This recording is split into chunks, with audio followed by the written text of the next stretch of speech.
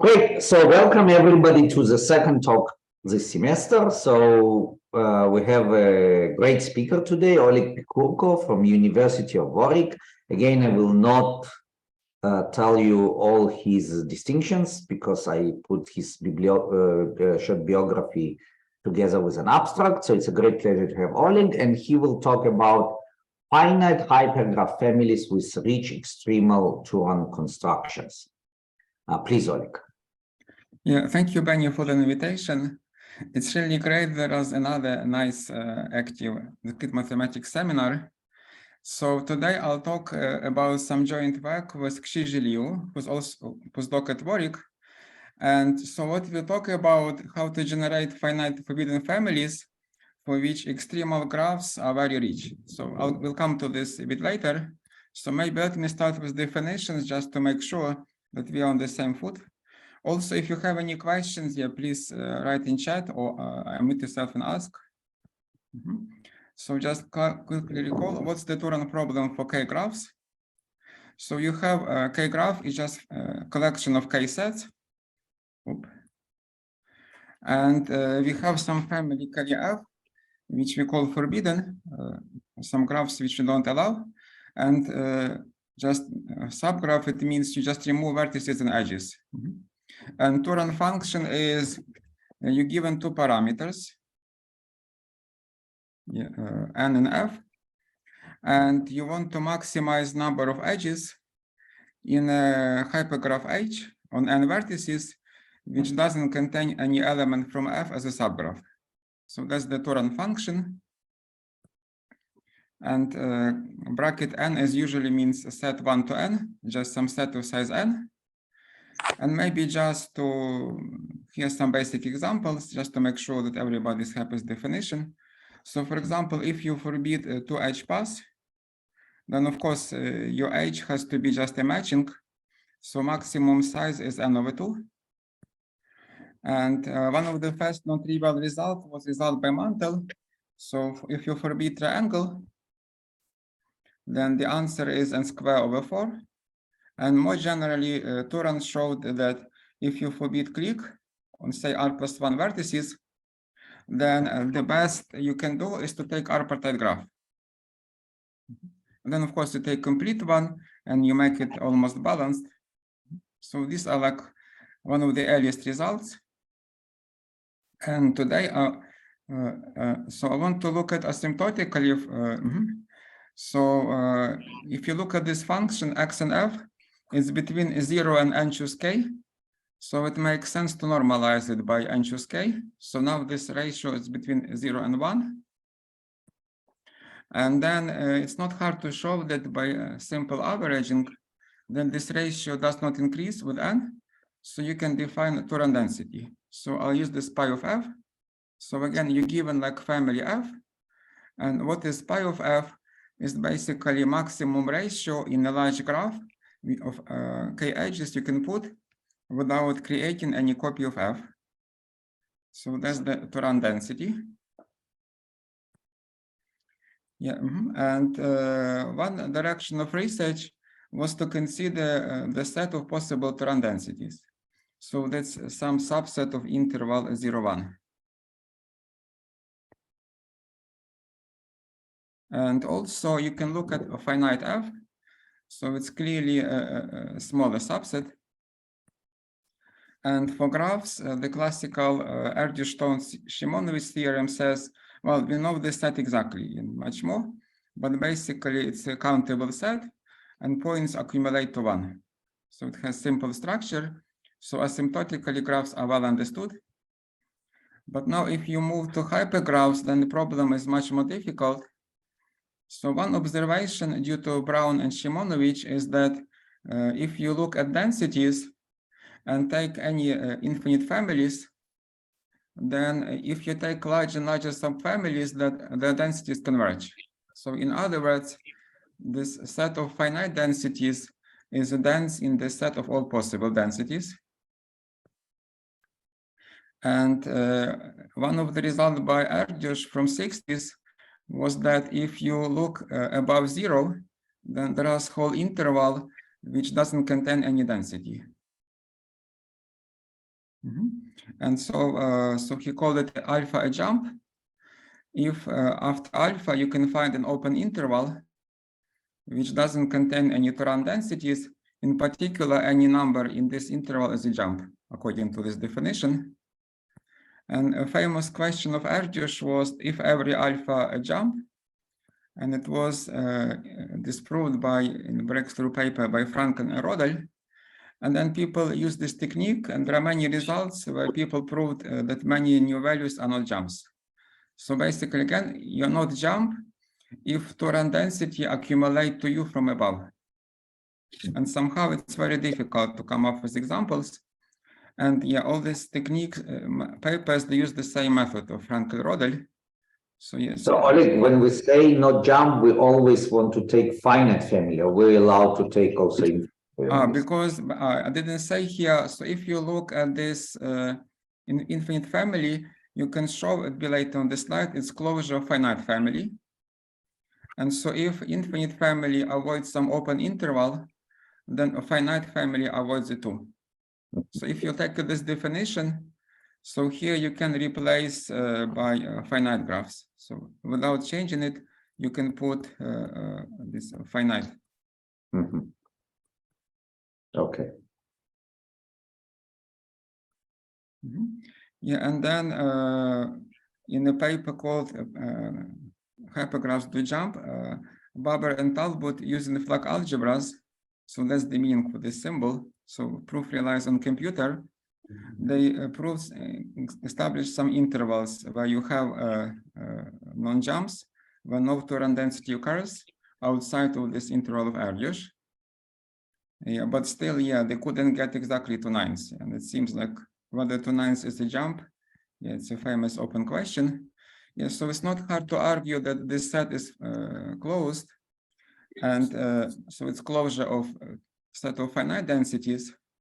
A bit more difficult is to argue that it actually has cardinality of continuum. So if you look at all possible densities, then there are continuum many. So it's definitely many more than this countable set of finite densities. But again, this relies very heavily on Franken Rodel. So we use it as a black box to generate. 你好，你好，不好意思，我英文不好，所以说我都听不懂你们在说什么。就我在想，就是下一步去做什么，要去做什么。 Shall I continue? Wait a minute, probably need to mute him. You mute.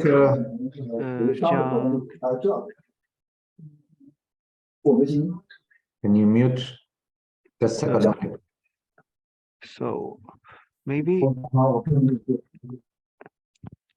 I can. Oh no. Oh, wait a minute.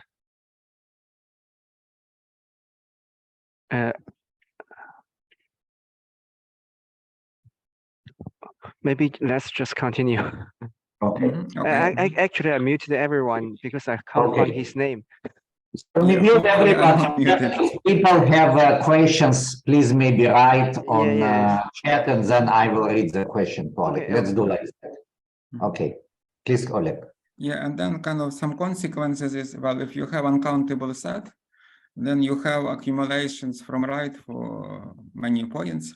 So it has actually continuum many non-jumps. And these two sets are different, as I said already. So somehow, yeah, it's difficult to understand even this problem, to understand what are possible densities.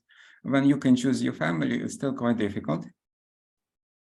And another consequence is, well, you have a transcendental number.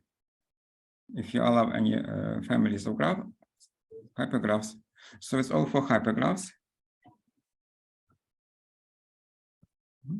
Yeah, and much of the research in this area initially was looking at specific cases, and maybe I'll give a brief overview because I want to introduce some notation. So one of the famous questions is compute Turan density for tetrahedron. So here you have 4 vertices, and all 4 triples are edges. And it's easy to come with example that has 2 nines. So you just have 3 blobs, and then you put all triples of this form. So for example, you put all triples which have anti-clockwise 2 points in one part and 1 point in next. Yeah, and the way we will denote this construction is, well, First, I'll tell you how many parts we have. And then I write multi-set where I'll tell you which triples in this case I put as an edges. So yeah, I didn't number the parts, so maybe let's number them. 1, 2 should be here, 3. So for example, I wrote 1 to 2. So it means I put all triples that contain 1 point from part 1 and 2 points from part 2. And similarly, this one accounts for edges like this, and so on. So that's kind of nice shorthand for denoting constructions like this. When you have some finite number of blocks, and you just, if your edge on an edge depends which block you intersect. But it's still open, and difficulty is because it's not a unique construction. And in fact, for every n sufficiently large, you have exponentially many constructions. So Brown came with some, and then Kostychka generated much more. And von der Flaers gave another way how to present Kostychka's construction. And and Fromade showed that for all n, they're exponentially many. If conjecture that what we believe is true is correct. In terms of upper bound, so there are a number of partial results. Then computers can prove bound which comes very close. So lower bound is 5/9, 0.0555. And we are only like 0.056 away, but still, closing this gap seems very difficult. Then another famous problem would be when you take tetrahedron and you remove an edge. So here is a construction which shows that 2/7 is a lower bound on Turan density. So if 2/7 is a lower bound, it means I can put roughly 2/7 of all triples in and avoid this graph. And construction is, here it's more complicated. So you start with 6 parts. And then you put blow up of a small design. So you put triples, and basically property is if you take any pair, it's in exactly 2 triples. So like 1, 2 occurs exactly twice, and so on. So it's quite symmetric and regular. And then as the first step, but then as the second step, you repeat the same construction in every of 6 parts. So in each part, you repeat the same, and so on. So here I wrote this 6-point set, which means for each part vi between 1 and 6, you repeat recursively this construction. And then little calculus shows you that in limit, you indeed get to 9s. And in terms of lower bound, 1/3 is just quite easy to prove. And then there are some improvements. And Flag algebras comes quite close. So Razborov used like 6-vertex universe, and Babur Talbot, they used 7-vertex graphs, so they got a bit closer, but still there is a gap. So that's another nice question. And maybe I'll just one more concrete example. So suppose we forbid tight cycle. So imagine vertices are going in cyclic order, and every 3 consecutive you make an edge. So we call it a tight cycle. And one example how can we avoid tight cycle comes by Mubai and Rodel. So your partition you set into 2 parts, and then put all triples that have 2 points in one part and 1 point in the other. And then you recursively repeat in the smaller part, and so on. And again, if you want to compactly know this construction, so I would say we have 2 parts. And then on top level, we put like 2 vertices, all triples that have 2 vertices in the first part and 1 vertex in the second part. And then when we apply recursion, we do it only inside part number 2. So this is like a shortcut for denoting this construction. And again, if you try to compute density, you can write some recurrence. And from this quadratic equation, you will get that in the limit, the density is this number. But the parts are of the same size? I'm not sure. It should be irrational number. Right, so Maybe it's- square root 3 to 1. Yeah, I'm not sure exactly, but the Okay. ratio would be some number. Yes, square root 3 should appear definitely in the ratio. Yeah, and then if you apply flag algebras, yeah, it comes quite close. And maybe a recent result by Kamchev, Lester, and Pokrovsky. So if you don't look for 5 cycle, but you're happy with some large but constant L, and it's not equal, not divisible by 3, then actually this construction is asymptotically best possible. So that's a very nice recent result. Yeah, but for 5 cycle it's still open. And so we already saw this example. So now I want to formalize a bit what I mean by a pattern. So pattern is a triple. So first part is I tell you how many parts I have. The second component is I give you family of K multiset. So multiset means some element can be repeated, but I have a K element in each one. And then I tell you some subset of M, 1 to M, where you can apply recursion. And then what's the P construction? You have some vertex set V. And then as the first step, you can partition into M parts any way you want. And then E is a family of K multisets on M. So if you have like multiset 1, 2, 3, you put all triples that traverse V1, V2, V3, and so on. So basically you put blow up of this E, whose structure is given by V1, Vm. Yeah, and then inside each part, including this set, you can apply recursion. So we saw some constructions, sometimes R is empty, then you just take blow up of E. In Frankel-Roderick construction, it was R was everything of Frankel Forelli.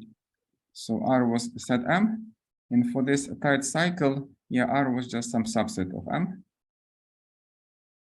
So yeah, quite a few constructions which appear as extremal ones, yeah, can be encoded by this concept.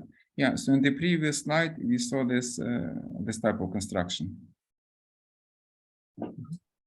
Yeah, so this is a key definition which we are going to use. So maybe I'll pause for a few seconds in case there are questions.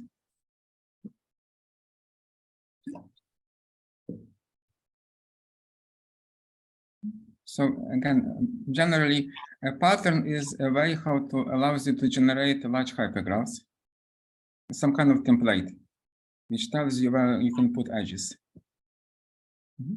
And once you have a pattern, you can ask, what is the maximum size you can generate?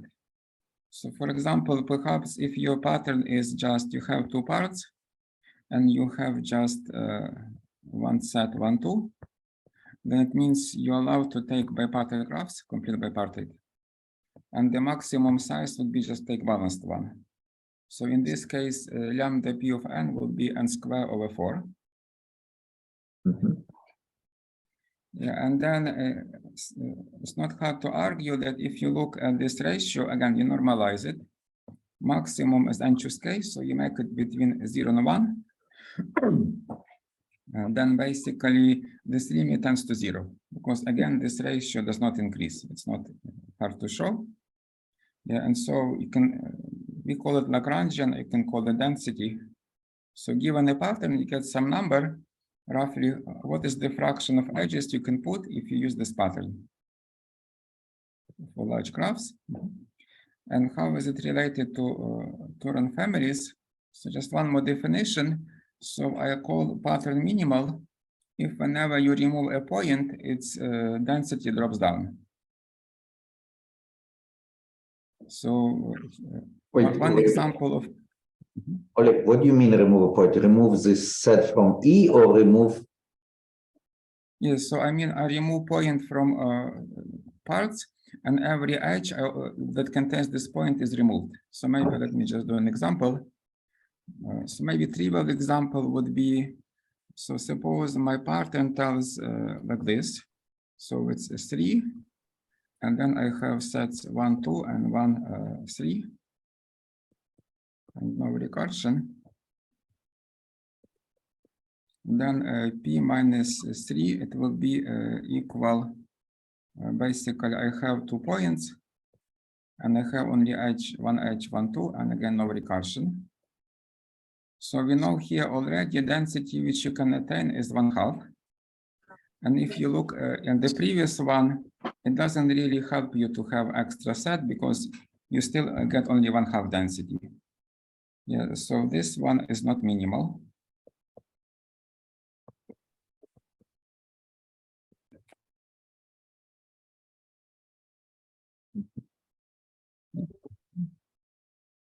Yeah, and there are more. So here, there are more subtle examples when pattern can be non-minimal.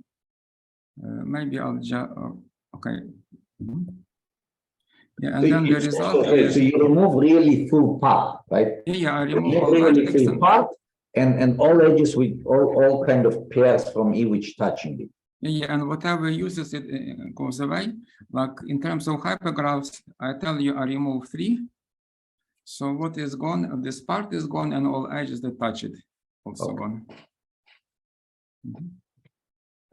So basically, I allow to remove parts as long as I don't decrease density. And then for every pattern, I would get some minimal subpattern, which has the same density. So here it happens that basically each one here can be embedded into this one, but in general, it cannot be the case. You might have new vertex which attaches in strange way, but the way this vertex attaches is not optimal compared with what your pattern gives.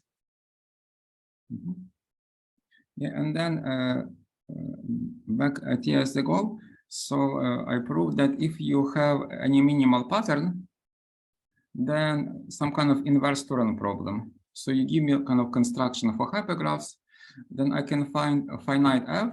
Yeah, and it's important, yeah, the whole point of theorem that this F is finite, such that if for begin F, you get the same answer as when you take P constructions.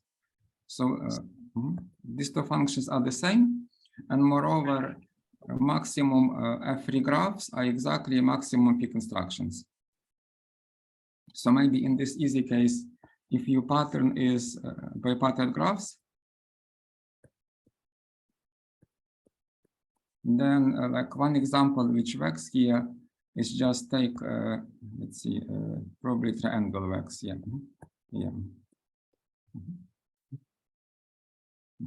Yeah, but in general, in this theorem, you would have lots of elements in F, but the whole point is finite. For infinite, it's trivial, the statement. Yeah, and then this had some corollaries, like whatever pattern you take, you for free get some density of a finite family. So you can show that this set is rich. So for example, one can show using this theorem that it contains irrational number. And about the same time, it was proved independently by Barber and Talbot, but they used computer, and it's only for theorem from hypergraphs. And then maybe one more recently, there are like 3 independent proofs, including this one of a state cycle, where you forbid only one hypergraph and you still get irrational number. So this was a question which was asked back in that time. Yeah, and it's nice it was answered finally. So somehow, yet, even if you forbid single graph, behavior could be quite complicated.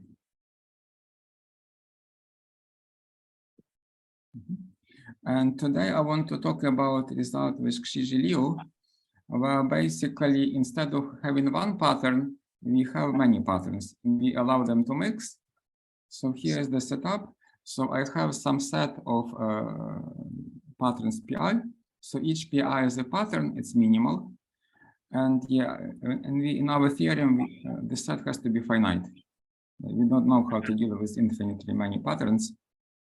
And then once you have such a set, then what's a P construction, or we call it mixing P construction in the paper? So its definition pretty obvious. So you start with your set V, and then you're allowed to pick one of the patterns, any one you want from the list. And then on V, maybe I'll just you take pattern PI. Suppose it tells you to use MI parts. So you partition your vertex set into M parts. And then on these parts, you take a blow up of E. So maybe let's say M equals 3.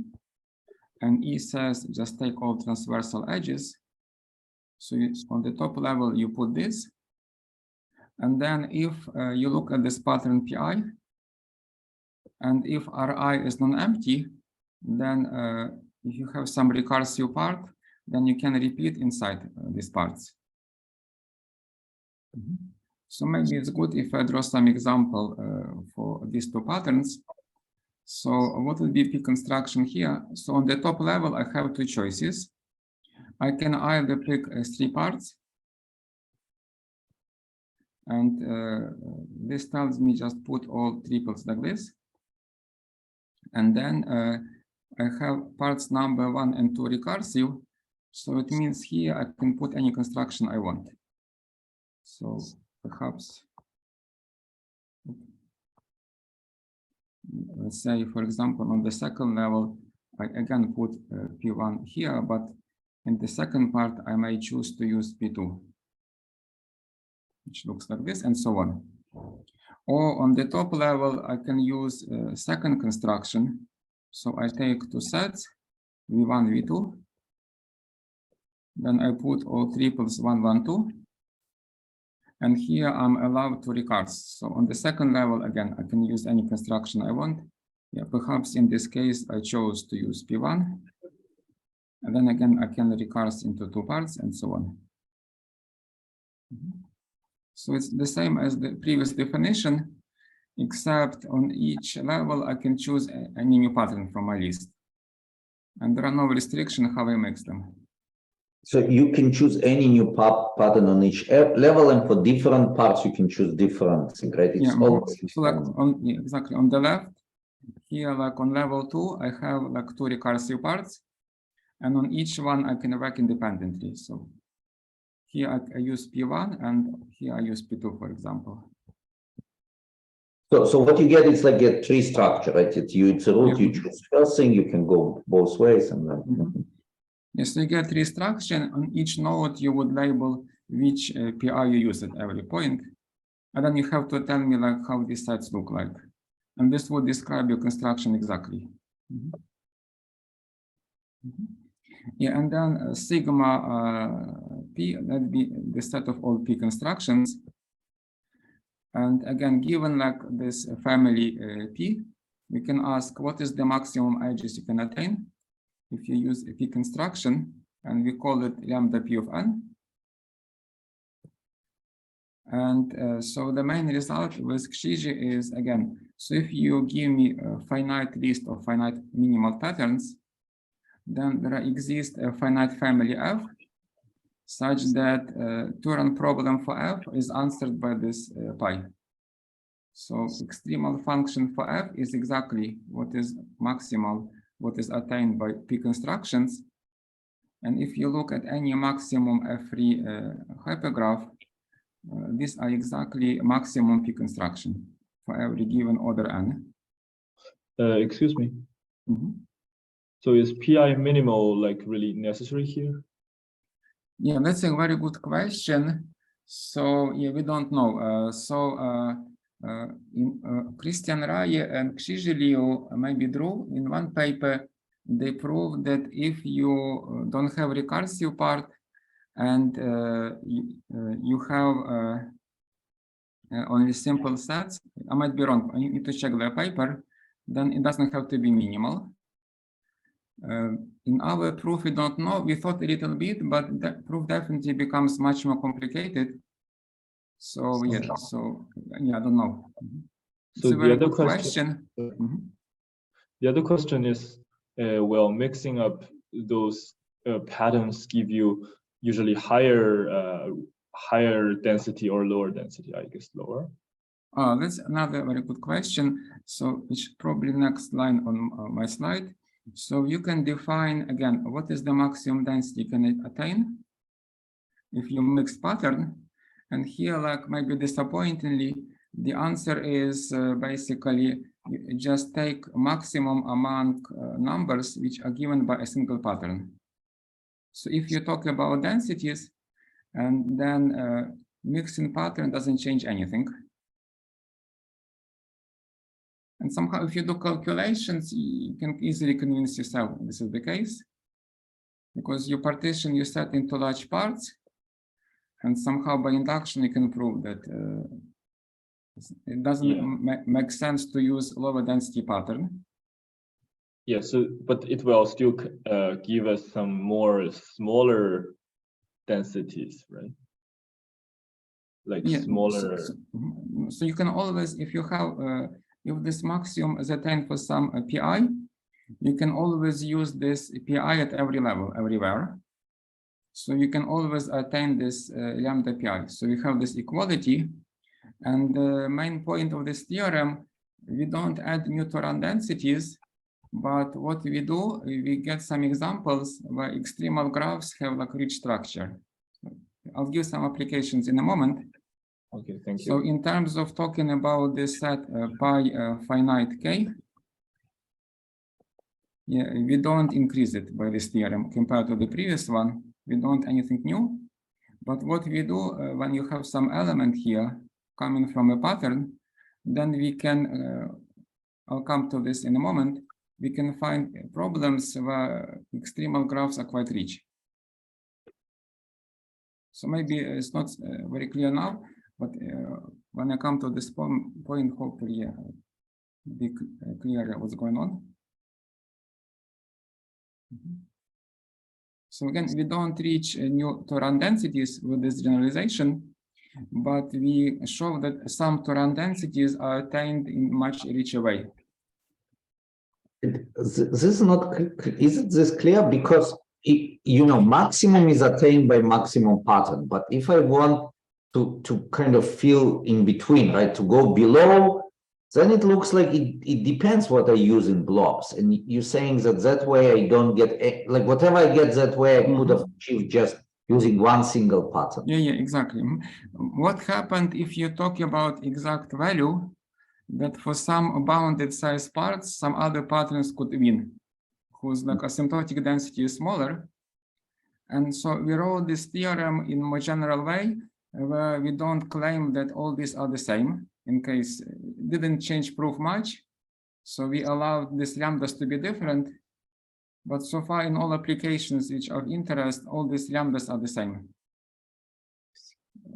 Okay, so if they're all the same, then it's, of course, doesn't matter. You get the same lambda, but if they are different, then the maximum asymptotically edge density you can get is the same as if you just used one pattern. For finite list, yeah.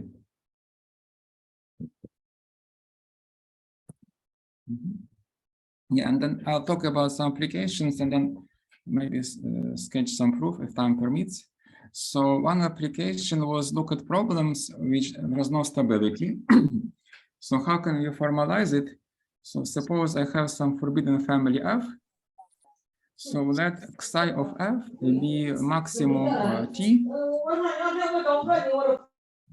such that I can find T hypergraphs of large order n and goes to infinity. Each one avoids family F. Every two in any distance are far away from each other. Of course, I would need to put some constants if I were to write it formally.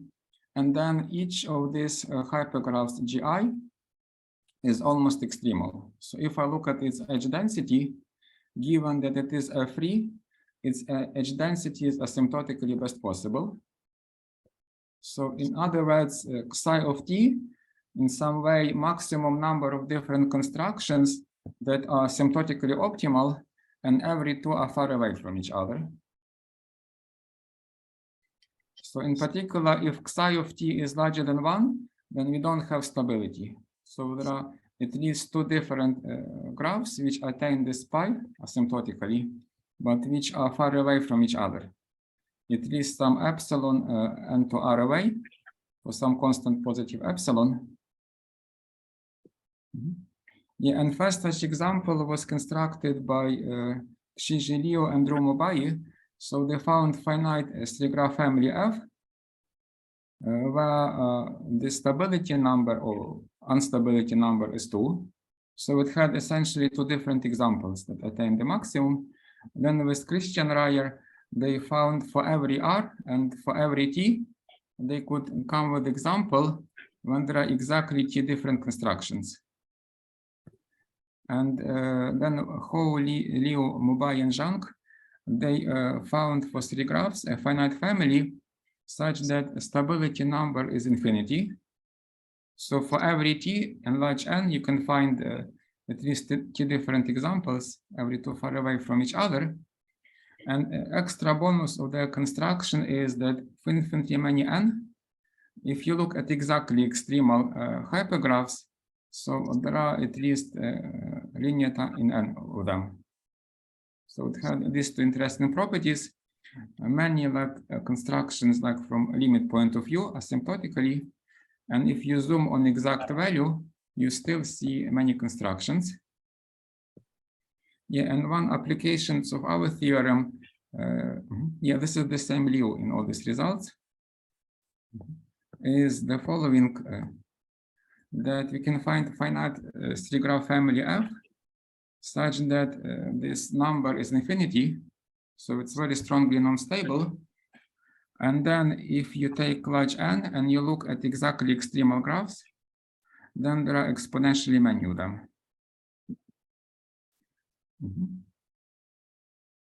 Yeah, and then maybe okay, just to understand, these are two different things, right? So one, for extremal values, there are exponentially many non-isomorphic construction, but some of them might be close to each other, right? Yeah,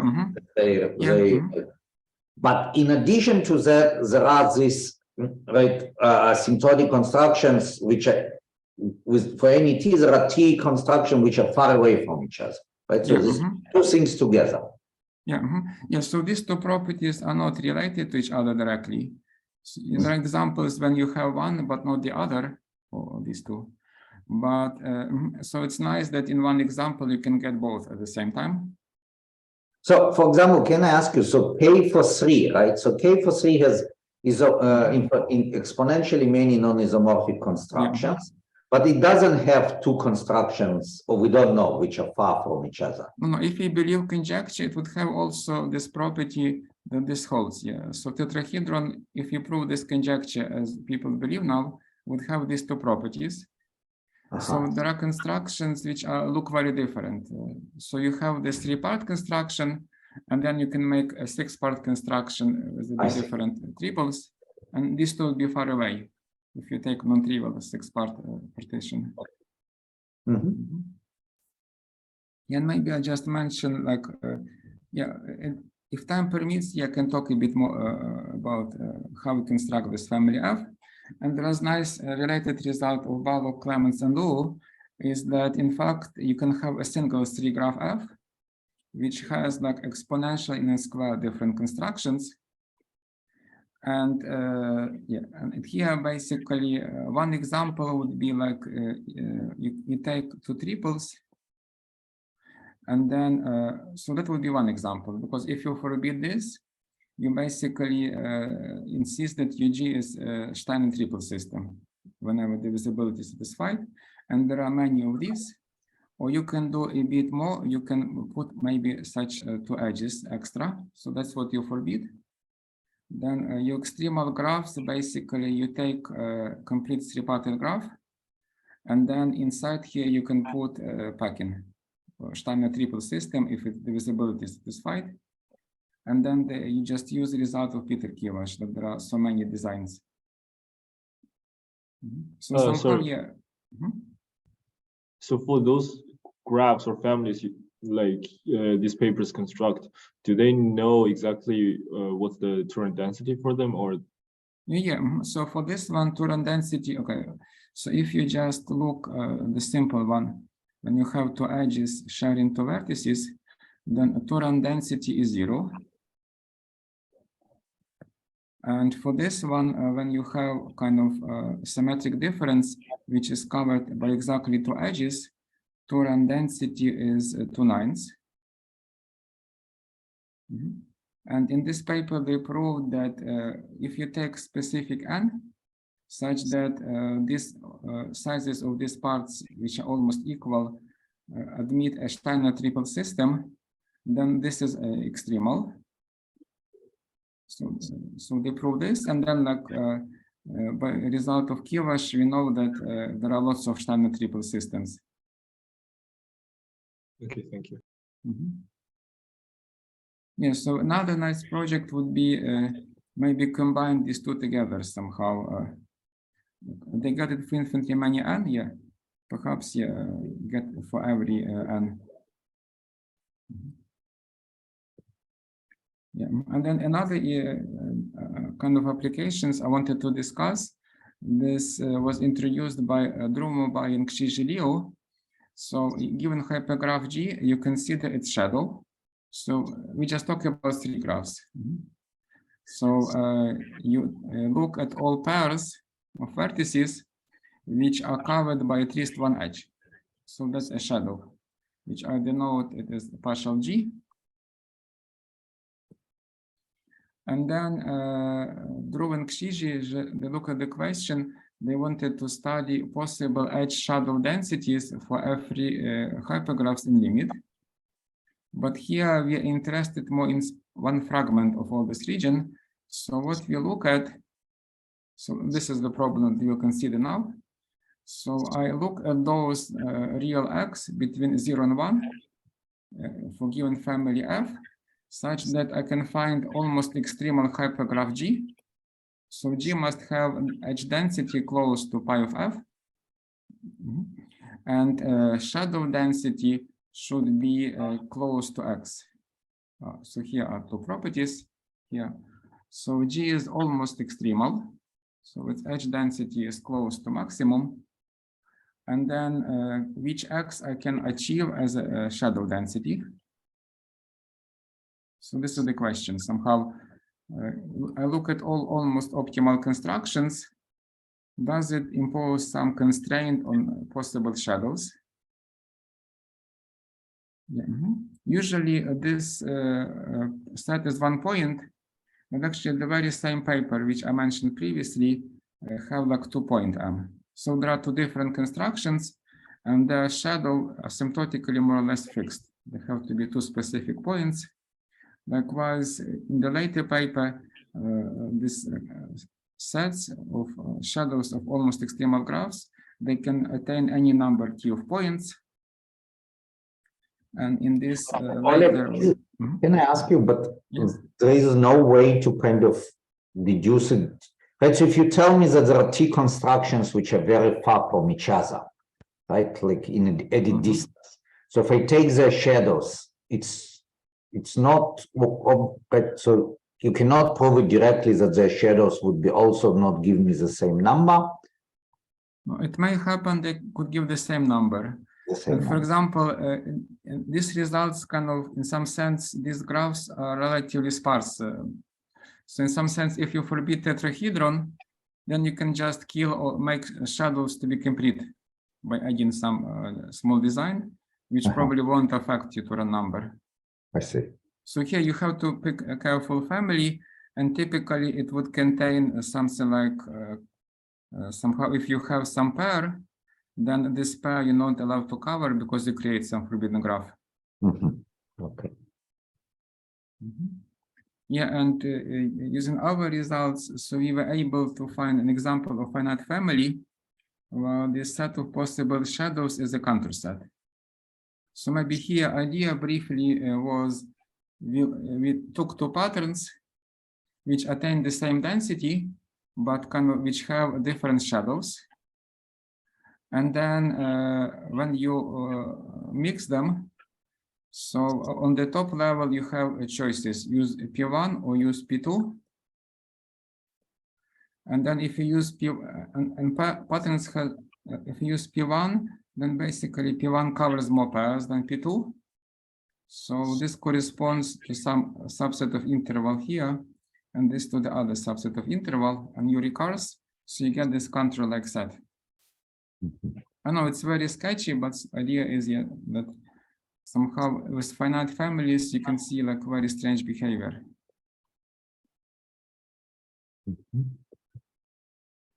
And this is maybe a very brief proof outline of the main theorem.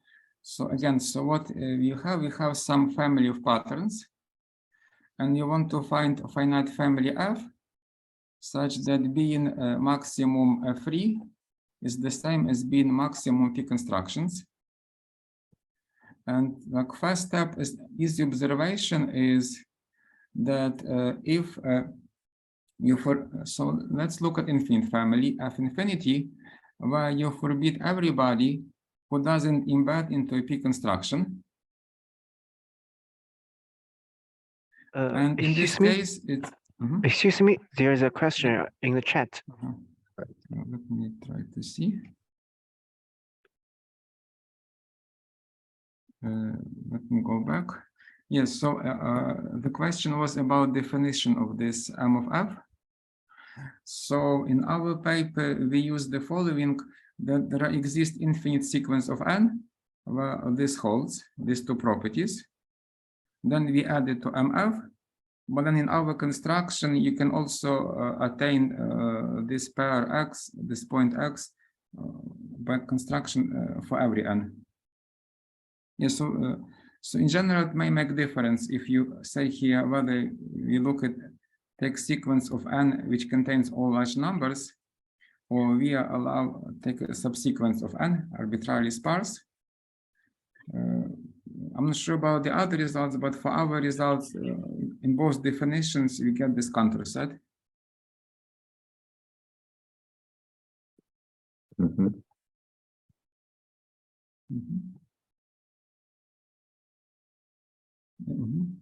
Yeah, I'm sure maybe actually this definition equivalent, I need to think about this, yeah. Because once, if you have example for all large N, maybe you take random subgraphs and you get example for all N. Yeah, yeah, that's a good question, but let me, yeah, so it's possible maybe these two definitions are the same. Yes, so now, so if you forbid everybody who doesn't embed into P construction, then this theorem trivially holds. For example, if you clearly, if you take a free, then you have to embed into P construction, and you cannot beat it, because if you have more edges than a maximum P construction, you don't embed into P construction by definition. So this is just triviality. So if you forbid infinite F, then the theorem is trivial. And idea is we wanted to prove that some finite fragment is enough for this theorem. And as the first step, we use the strong removal lemma, which says you give me some epsilon, some constant, which like 1/1,000,000 or whatever required later for our proof. And you can find some finite fragment such if I forbid it, don't yet satisfy this, but I'm guaranteed that I'm very close in edge distance to forbidding everybody from F infinity. So that's fairly standard. So in particular, if you have a maximum Fm free G for this finite family Fm, then you're close to some P construction. Just consequence of this epsilon. And now you know like all edges except 1/1,000,000 fraction. So this 1/1,000,000 doesn't tend to 0, but we still can work with this approximation. And somehow, yeah, here it works, yeah. So somehow, whenever you see a wrong edge, you argue you put too many, you have to remove too many edges. So like, you can argue that by stability type arguments that on top level all is okay. And then somehow you look inside each recursive part, you know, you see maximum FM free graph, and then you want to apply induction inside. But here, like point is, you must use the same M and epsilon. You know, it's very sketchy outline. So if people have questions, I can talk a bit more after the talk. And then maybe some open questions. So one which should be interesting, but seems quite difficult is so far construction is you take some sets, and for every triple, you look which sets it intersects and you determine if it's triple or not. But there are some constructions which I believe extremal when you color edges. And then for every triple, you see colors of pairs. Then you decided if this triple not an in. Yeah, and it seems difficult. So far we couldn't extend our theorem to these results. This would be quite interesting. Then another nice question by Baber Talbot. So here, here I put some number I, it means I forbid a family with at most I subgraphs. Of course, if I allow more than one, so I have these trivial inclusions, and the question is if they are strict or not. So if I forbid just one single K-graph, or if I forbid at most two, do I increase a set of possible densities? So that's another open question, we don't know. And then question by Jacob Fox, yeah, if you have this set of finite densities can contain transcendental number. Or for example, question by Frank Penk, Roder Talbot. So we know pi infinity is a closed set. Does it contain one interval entirely? And then like it seems somehow that this set becomes density towards one, because if you have construction for small alpha, you can beef it up, have construction for bigger alpha. So somehow, yeah, if it contains interval, perhaps yeah, it should be near 0.1, but we don't know it anywhere. So the question is even we don't know if it contains entirely whole interval. So we know it has some kind of intervals where there are no densities, but other intervals when everybody is in pi infinity. Yeah, and even like more embarrassing question is like, suppose I, as input, I give you a finite family F, and I give you some rational number alpha. Is there some procedure which decides it in finite time? So maybe you can think about this, say F tetrahedron, alpha is 5/9. So you can run some computer program which checks one by one all small constructions. But if you haven't found counterexample, you still wouldn't be sure, like if it's 5/9 or larger. Yes, so that's all. Thank you. Yeah, thank you, Oleg, for an interesting talk. So maybe let me first ask you, let me start with the question.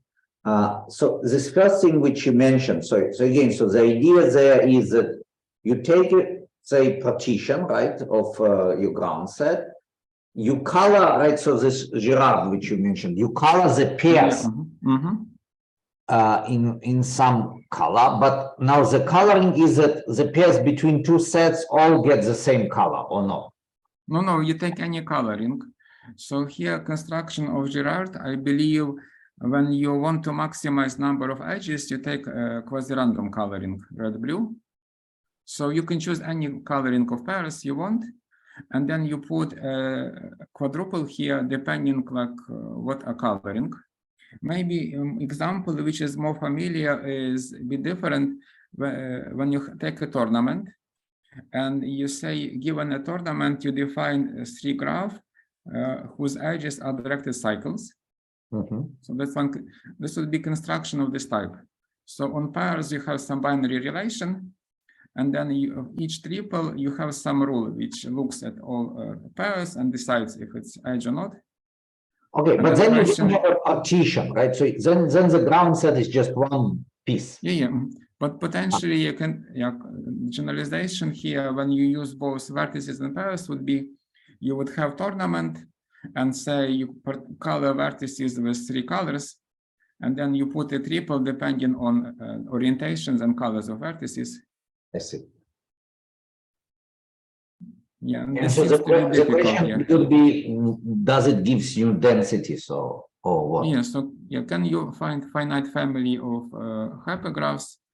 such that if you forbid them and you look at ones that attain maximum number of edges, these are exactly constructions given by, say, this one, which also attain maximum number of edges. I see. And again, there are some trivial reasons. If you forbid infinite families, you just forbid everybody who doesn't embed into such construction, and it's trivially true. But we couldn't prove any compactness result that a finite family suffices here. More questions, please?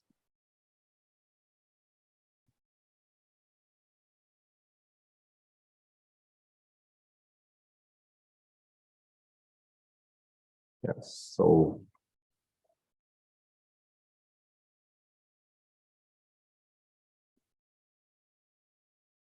I guess if there are any questions?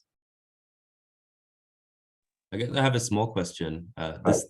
This last thing you wrote about is it decidable whether pi is less than alpha?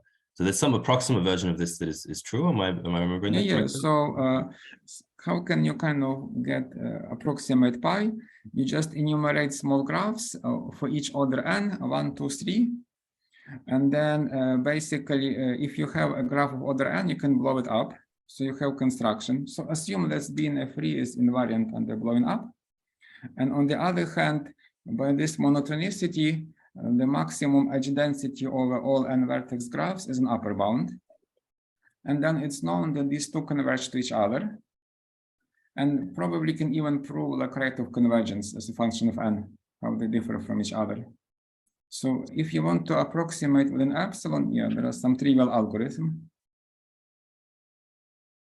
I see. But yeah, I'm not aware if there are some algorithm that in finite times has to say yes or no.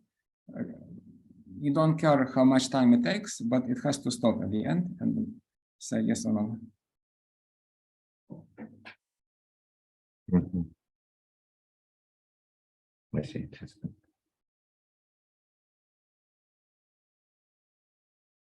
More questions?